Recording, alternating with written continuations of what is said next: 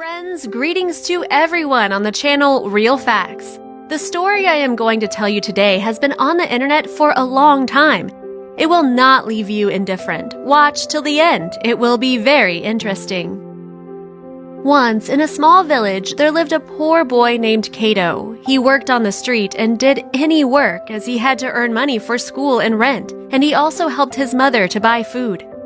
One day, while doing his usual daily routine, he was very tired and hungry. He looked in the direction of the nearest bakery where they were selling delicious buns he once tasted, and he really liked them. He wanted to buy some buns, so he decided to go into the bakery.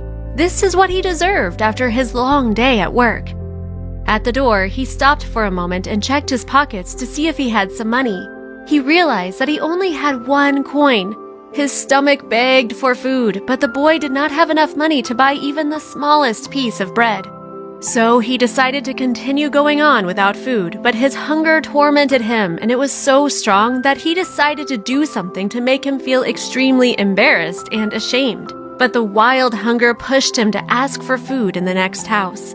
After spending a few minutes practicing this, he knocked on the door. When it opened, the boy could not do what he had intended to do. When a sweet young girl opened the door, the boy, getting nervous and not knowing what to do, asked for only a glass of water instead of some food. This strange request from the boy surprised the girl, but she decided that the boy must be hungry and therefore, instead of water, offered him a glass of milk and a bun. Cato, embarrassed, ate the bun and drank the milk and asked, "How much do I owe you?" "You do not owe me anything," she said, smiling. "My mother taught me to never ask for money." "Thank you very much," the boy answered. When he left the house, he not only felt stronger, but he also felt that his faith in people had grown greatly. This girl's gesture motivated him to continue going and to achieve his goal.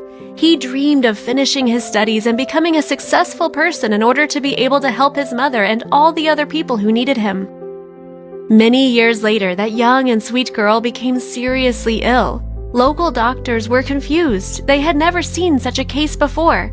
As they were not able to help her, they sent her to a large city where the best doctors examined her, but no one could understand the cause of the disease. Young Dr. Cato was the first specialist to find out the reason of the problem. When he saw the name of the village where the patient had been brought from, it aroused his curiosity, and he decided to go and see her. On the way, he kept thinking about it, and although the man could not even imagine who the report was talking about, he quickly walked to her. Coming in to see her, he could not believe his eyes. Right in front of him, there was that girl about whom he thought so much. Of course, she was no longer so young, but she was still beautiful. From her room, the doctor returned to the staff room and said that he would do everything possible to save the woman's life. One night, while he was at his home, he received a call from the hospital. The woman became much worse, and she was barely hanging on. The doctors were able to save her life, but she was still in danger. At any moment, the woman could die. The doctor was anxious. He could not lose this patient. He had to do everything possible to save her life. The next day, he visited her. Her body was connected to several machines. Her skin seemed completely white, and her heart was beating so softly it was almost impossible to trace. A week passed, and the patient's condition did not improve at all. Dr. Cato was already about to lose hope. Whatever treatment was prescribed to her, the woman did not get better at all. He decided it was time to disconnect her from the life support devices. But before doing this, he sat down next to her and said that he knew how valuable her life was. He also added that whoever she was, he should help her, as a young girl once helped him when he was still a little boy.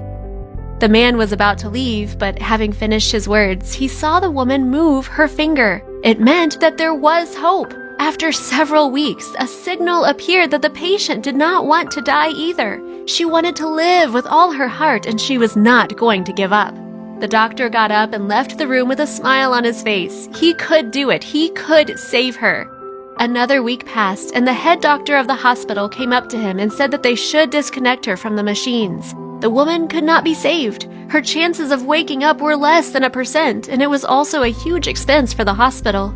Dr. Cato tried asking the head doctor not to do this, and he asked him to give him one last chance. He promised that in just a few days she would come to her senses.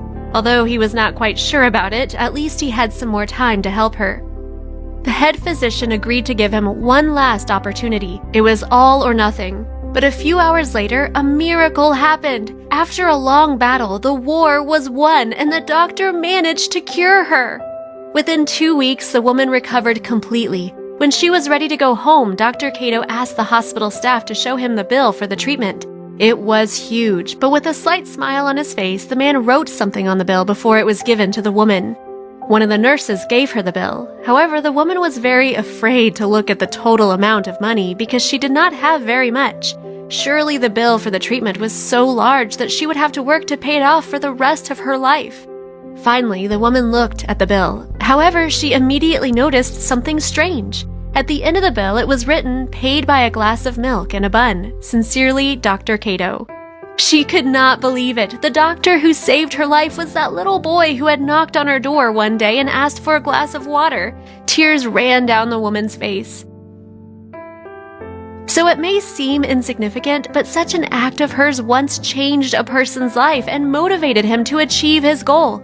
If the girl had not helped the boy in a difficult situation, perhaps he would have never become the doctor who saved her life.